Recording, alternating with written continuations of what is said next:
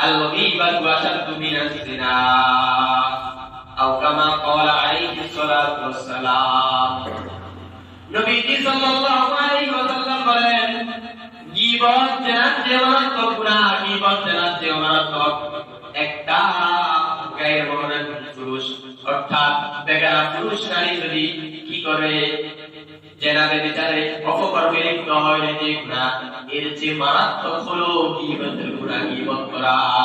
কারণ জেনা করার দ্বারা আল্লাহ পাক রব্বুল আলামিনের দরবারে যদি কোনো বান্দা খাঁটি তওবা করতে পারে, হতে পারে আল্লাহ পাক রব্বুল আলামিনের বান্দাকে maaf করে দিবে, ঠিক কি না? কিন্তু গীবত যে করলাম, অন্য এক ভাইয়ের গীবত করলাম, এই গীবত করার দ্বারা যদি ওই ভাইয়ের কাছে আগে মাপ না চাই, ওই ভাই ক্ষমা না করে, তাহলে আল্লাহ ক্ষমা করবে না, কথা ঠিক কি না? প্রিয় উপস্থিতি, ভালো করে বুঝবেন। এই জন্য গীবত শেখায় থেকে আমাদেরকে বেঁচে থাকতে হবে, মুনাফিকি কাজ কারবার করা থেকে আমাদেরকে বেঁচে থাকতে হবে। চগলখড়ি বা পরনিন্দা সম্পর্কে এই গীবত খুবই মারাত্মক বড় একটি গুনাহ, যা আমাদের পুরুষ নারী সকলের, এটা যে গীবত হচ্ছে, গুনাহ হচ্ছে, আমরা এটা ধারণা করি না, মনে করি না। কিন্তু আমাদের কথার মধ্যে গীবত হইতেছে, গুনাহ হচ্ছে, এটা আমরা খেয়াল রাখি না। তো গীবত এবং পরনিন্দা বোঝার আগে আমাদেরকে বুঝতে হবে মুনাফিক কাকে বলে। কারণ মুনাফিক যে, সে বেশিরভাগ কি করে, গীবত এবং পরনিন্দা চগলখড়ি করে। এজন্য আগে আমাদেরকে বুঝতে হবে মুনাফিক কাকে বলে। আল্লাহ রাসূল সাল্লাল্লাহু আলাইহি ওয়াসাল্লাম বলেছেন, মুনাফিকের আলামত তিনটি। কয়টি? তিনটি। মুনাফিকের আলামত কয়টি? তিনটি। এক নম্বর, কথায় কথায় মিথ্যা বলা। কি বলা? কথায় কথায় মিথ্যা বলা। কথা বললেই মিথ্যা বলা, মানে সে মিথ্যা যা কথা বলতে পারে। দুই নম্বর মুনাফিকের আলামত হলো কাউকে ওয়াদা দিলে ওয়াদা খেলাফ করা। কাউকে ওয়াদা দিলে তা ওয়াদা রাখতে পারে না, ওয়াদা ভঙ্গ করে ফেলে। এটাও কার আলামত? মুনাফিকের আলামত। তিন নম্বর হলো আমানতের খেয়ানত করা। কি করা? আমানতের খেয়ানত। অন্য এক বর্ণনায় আছে, ঝগড়া লাগলে গাল বন্ধ করা। গাল বন্ধ করা, গালিগালাজ করা, এটাও মুনাফিকের আলামত। তাহলে এক নম্বর মিথ্যা বলা, কথায় কথা বললে মিথ্যা বলা। কিছু মানুষ এমন রয়েছে যারা মিথ্যা ছাড়া কথাই বলতে পারে না, কথা বললেই কথায় কথায় কি বলে? মিথ্যা বলে। তার যদি 10টা কথা বলে, 10টার ভিতরে দেখা যায় যে 6টাই মিথ্যা, 8টাই মিথ্যা, 2টা হয়তো সত্য। এমন মানুষ আছে না নাই সমাজে? এই কথায় কথায় কথা বললেই মিথ্যা বলা বা কথায় কথায় মিথ্যা বলা, এটা মুনাফিকের আলামত, মুনাফিকি কাজ করবা।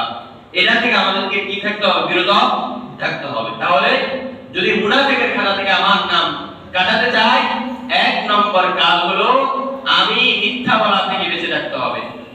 হ্যাঁ, কথা বললেই মিথ্যা বলা থেকে কি থাকতে হবে? বেঁচে থাকতে হবে। মিথ্যা কথা বলা যাবে না, কথায় কথায় মিথ্যা কথা বলা যাবে না। দুই নম্বর হলো কাউকে ওয়াদা দিলে ওয়াদা কি করা? খেলাফ করা, ওয়াদা ভঙ্গ করা। হ্যাঁ, কাউকে একটা জিনিসের ব্যাপারে ওয়াদা দিলেন যে আমি অমুক কাজ করব, ওয়াদা, তোমাকে ওয়াদা দিলাম, তো আপনি ওয়াদা মোতাবেক ওই কাজটা করলেন না। মনে করেন কাউকে বললেন, তোমার থেকে যে 10,000 টাকা নিয়েছি, আমি এই 10,000 টাকা তোমাকে অমুক দিন দিব, তোমার সাথে ওয়াদা করলাম, তা আপনি ওই দিন দিলেন না, তাহলে আপনি কি করলেন? ওয়াদা খেলাফ করলেন, ওয়াদা ভঙ্গ করলেন। এটা মুনাফিকের আলামত, মুনাফিকি কাজ করবা। এজন্য এই ওয়াদা খেলাফ থেকেও আমাদেরকে কি থাকতে হবে? বেঁচে থাকতে হবে। তাহলে আমরা মুনাফিকের খাতা থেকে আমাদের নাম কাটতে পারবো, মুনাফিকি থেকে আমরা বাঁচতে পারবো। কাউকে ওয়াদা দিলে ওয়াদা পূরণ করতে হবে, ভঙ্গ করা যাবে না। যদি আমি ওয়াদা ভঙ্গ করে ফেলি, তাহলে আমি মুনাফিকের আলামতের সাথে যদি মিলে যায়, তো আমিও মুনাফিক হয়ে গেলাম। কারণ মুনাফিকের আলামত হলো কটা? 3টা। এজন্য কাউকে ওয়াদা দিলে ওয়াদা খেলাফ করা যাবে না, ওয়াদা ভঙ্গ করা যাবে না। নাম্বার 3, মুনাফিকের 3 নাম্বার আলামত হলো আমানতের খেয়ানত করা। কিসের খেয়ানত করা? আমানতের খেয়ানত করা। এই আমানতটা মালের আমানত হতে পারে, হ্যাঁ, ধন সম্পদের আমানত হতে পারে, টাকা পয়সার আমানত হতে পারে, কোন বস্তুর আমানত হতে পারে, আবার কথারও আমানত হতে পারে, কথারও আমানত হতে পারে। সমাজে এমন দেখা যায়, দেখবেন বেশিরভাগ মা বোনদের ক্ষেত্রে, আমি মা বোনদের বিরুদ্ধে বলা উচিত না, মানে বেশিরভাগ মা বোনরা এমনই, একটা কথা একজনকে বললো যে এই কথাটা তুমি কাউকে বলিও না, বলে কি বলে না? আমরা পুরুষরাও বলি যে ভাই তোকে বললাম তুই এই কথাটা কাউকে বলিস না, বলি কি বলি না? এই কথাটা তাকে এই কথা বলা মানে তার কাছে আমার এই কথাটা আমানত। আমি আমাকে বলছে না না বলার জন্য, আমি যদি অন্য কারো কাছে বলে দিই তাহলে আমি এই কথা কি করলাম? খেয়ানত, আমানতের কি করলাম? অর্থাৎ কথার যে একটা আমানত আমার কাছে ছিল, আমাকে নিষেধ করার পরও আমি অন্যকে বলে দিলাম, তাহলে আমি কি করলাম? খেয়ানত করলাম। এটা মুনাফিকি আলামত, এটা মুনাফিকি কাজ করবা। এটা থেকে আমাদের বিরত থাকতে হবে। একটা মজলিস, তাই সেটা ঘরের মধ্যে আমরা অনেক সময় পরামর্শে বসি না একটা কাজ করার জন্য, তো মনে করেন অনেক আলোচনা হয়, আলোচনা হওয়ার পরে বলে দেয় যে এটা আমাদের ঘরের লোকজন সদস্যরা জানতে, আর কেউ যেন না জানতে পারে, বলি কি বলি না? কিন্তু দেখা যায় পাশের ঘরের লোক জানে, পাশের বাড়ির লোক এই আমাদের মজলিসে যা আছে সব জানি, বলে জানে কি জানে না? এটা নিশ্চয় আমাদের এই মজলিসের যে কোনো একজন এই মজলিসে কি করছে খেয়ানত। তাহলে মজলিসে বলে দেওয়া হলো যে আমাদের এখানে যা বাইরের কোনো লোক যেন, বাইরের পাশের ঘরের হোক আর পাশের বাড়ির হোক, কেউ যেন জানতে না পারে। তো জানলো মানে যে বলে দিল সেই মজলিসের আমানতের কি করলো? খেয়ানত করলো। আমি কারোর কাছে 10,000 টাকা রাখলাম আমানত, ভাই তোমার কাছে আমানত রাখলাম, তোদের কাছে জমা রাখলাম, আমার হিসাবে রাখি। আমি কি করলাম? আমার কাছে রাখার পর আমাদের অভ্যাস হলো কি, আমাদের কাছে কেউ আমানত রাখছে, আমরা কি করি? এটার খেয়াল করবে, এটাই খরচ করে ফেলি, আমার নিজের কাছে যাই করা শুরু করি, করি কি করি না?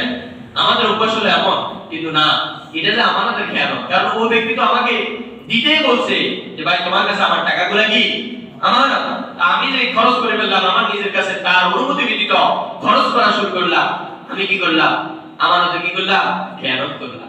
তাহলে আমরা এই কাজগুলো করে ফেলি। আমাদের কাছে কেউ যদি কোনো জিনিস আমানত দেয়, তো আমরা এটা অপব্যবহার করা শুরু করি, খেয়ানত করা শুরু করি। তাহলে আমানত কয়েক প্রকার হতে পারে।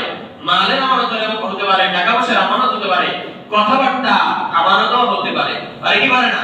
এজন্য কেউ যদি আমার কাছে কথা আমানত রাখে, মাল ধন সম্পদ নয়, কোনো টাকা পয়সা নয়, কথার আমানত রাখছে যে ভাই কথাটা তোমাকে বললাম, ও বোন, ও মা, তোমাকে কথাটা বললাম, তুমি আর কাউকে কথাটা বলিও না। তাহলে আমি যদি বলে দিই, আমরা যদি বলে দিই, তাহলে আমরা কি করলাম? আমানতের কি করলাম? তাহলে এটা কি কিসের আলামত? মুনাফিকের আলামত। এটা মুনাফিকি কাজ করবা, এটা করা যাবে না। তাহলে মুনাফিকের আলামত কয়টা? 3টা। এক নম্বর হলো কথা বললেই মিথ্যা বলা, অর্থাৎ কথাই কথাই মিথ্যা। তার 10টা কথা বললে 8টাই মিথ্যা হয়। এমন লোক আছে না নাই সমাজে? এমন নারী আমাদের সমাজে আছে না নাই? এই সমস্ত কাজ থেকে বেঁচে থাকতে হবে, না হয় মুনাফিকের খাতায় নাম উঠে যাবে। 2 নাম্বার, ওয়াদা করলে কারোর সাথে কখনো ভঙ্গ করা যাবে না। কাউকে কোনো বিষয়ে যদি আমরা ওয়াদা করে থাকি কারোর সাথে, অবশ্যই তা পূর্ণ করার চেষ্টা করব। সবাই যে অমুক দিন তোমাকে টাকা দিব, অমুক দিন তোমার সাথে দেখা করব, অমুক দিন কথা বলবো, এই সম্পর্কে তোমার সাথে অমুক দিন আলোচনা করব। তো যে দিনের তারিখ দিলেন ওই দিন মোতাবেক বলার সময় আপনি বললেন যে আমি তোমাকে ওয়াদা দিলাম আমি এটা করব, আমি অমুক দিন তোমার সাথে সাক্ষাৎ করব, অমুক দিন তোমাকে টাকা দিব, ওয়াদা করলাম তোমার সাথে, এটা ওয়াদা শব্দটাও বললেন, এরপরও পূর্ণ করলেন না, তো আপনি ওয়াদার খেলাপ করলেন, এটা মুনাফিকের আলামত, মুনাফিকি কাজ করবে। 3 নম্বর হলো আমানতের খেয়ানত, এটা করা যাবে না। যে ব্যক্তি আমানতের খেয়ানত করলো এটা মুনাফিকের আলামত, এটা মুনাফিকি কাজ করবে, সেও মুনাফিকের মধ্যে শামিল হবে। অন্য বর্ণনা মতে জগডা লাগলে কাল বন্ধ করা, মুনাফিকের আরেকটা আলামত। অন্য বর্ণনা মতে জগডা লাগলে কি করা? গালিগালাজ, কাল বন্ধ করা। এটা আমাদের সমাজে মনে নাই? আওয়াজ দিয়ে বলেন, আছে না নাই? বেশিরভাগ পুরুষরা তো রয়েছে এটার ভিতরে, নারীরাও এটা থেকে বাদ নাই। যখন একে অপরের সাথে ঝগড়া লাগে, এত বিশ্রী গালিগালাজ করে যেটা মুখে প্রকাশ করার মতো নয়, করে কি করে না? কারোর সাথে যদি ঝগড়া লাগে, পুরুষরা তো গালিগালাজ করে, এটা আমি স্বীকার করি। আমাদের পুরুষদের বাবাদের ভাইদের এই অভ্যাস রয়েছে, তবে এই অভ্যাস পরিহার করতে হবে। গালিগালাজ করা যাবে, একটা হলো গালিগালাজ করা ফাসিকি কাজ করবা, আবার ঝগড়া লাগলে গালিগালাজ করা এটা মুনাফিকের কাজ করবা, মুনাফিকের আলামত। তাহলে গালিগালাজ করা যাবে না। মামুনও এটা থেকে বাদ নাই। একে অপরের সাথে যখন আমাদের মামুনরা কোনো ব্যাপারে হয়তো কথা এদিক সেদিক হয়, ঝগড়া লাগে, এত বিশ্রী গালিগালাজ করে, জন্মসূত্র নিয়ে তাদের বিশ্রী মন্তব্য করে বসে, এবং স্বামীকে নিয়ে, স্ত্রীকে নিয়ে, সন্তানকে নিয়ে কুৎসিত মন্তব্য করে থাকে আমাদের মামুনরা, পুরুষরাও এটার ভিতরে শামিল করে কি করে না? এই গালিগালাজ ঝগড়া লাগলে কথা এদিক সেদিক হয়তো আপনার সাথে কোনো সময় কথা বাড়াবাড়ি হতে পারে, এটা আমরা সুন্দর আচরণ দ্বারা এটা সমাধান করে নিব। গালিগালাজ করব খবরদার, গালিগালাজ এটা করা ঝগড়া লাগলে এটাও মুনাফিকের একটা আলামত। এই গালিগালাজ করা যাবে না। পুরুষরা এটা থেকে বেঁচে থাকবো। ঝগড়া তো না করার চেষ্টা করবো। এখন তো কোনো সময় যদি কথা বাড়াবাড়ি হয়ে যায়, গালিগালাজ যেন আমার এই কথাবার্তার মধ্যে না হয়, এদিকে আমরা সতর্ক থাকবো। মা বোন এটার ব্যাপারে খুব সতর্ক থাকবো, যাতে করে আমার কথার ভিতরে কোনো গালিগালাজ না থাকে। আল্লাহ পাক আমাদেরকে আমল করার তৌফিক দেন। আসুন, এই মুনাফিকের তিনটা আলামত। এক নম্বর হলো যে কথায় কথায় মিথ্যা বলা, আমাদের খেয়ানত করা, ওয়াদা দিলে ওয়াদা ভঙ্গ করা, এটা মুনাফিকের আলামত। এখন আসেন এই গীবতের মধ্যে এটা অন্তর্ভুক্ত আছে কিনা। মুনাফিকের এর আগে আমরা জেনে নিব মুনাফিকের শাস্তি কি। আল্লাহ পাক রব্বুল আলামিন বলেন, ইন্নাল মুনাফিকিনা ফিদ দারকিল আসফালি মিনান নার। আল্লাহ পাক রব্বুল আলামিন বলেন, নিশ্চয় মুনাফিকের ঠিকানা জাহান্নামের তলদেশে। কোথায়? তাহলে যারা মুনাফিকি করবে, যাদের ভিতরে মুনাফিকের আলামত পাওয়া যাবে, তারা হলো মুনাফিক। আর মুনাফিকি করলে তাদের ঠিকানা হবে কোথায়? জাহান্নামের তলদেশে। কোথায়? ইন্নাল মুনাফিকিনা ফিদ দারকিল আসফালি মিনান নার। মুনাফিকের ঠিকানা হলো জাহান্নামের একেবারে তলদেশে। এজন্য মুনাফিকি করা যাবে না। এর সাথে এক কথা, অন্য এর সাথে আরেক কথা। এর সাথে বললাম একরকম, তার সামনে বললাম একরকম, পিছনে বললাম আরেক রকম। এটা মুনাফিকি কাজ করবা, এরকম করা যাবে না। মুনাফিকি করলে ঠিকানা জাহান্নামের তলদেশে। আল্লাহ পাক আমাদেরকে মুনাফিকি কাজ করবার থেকে হেফাজত করুন। সকল বলেন আমিন। মুনাফিক যারা, তারাই বেশিরভাগ গীবত শিকায়ত করে।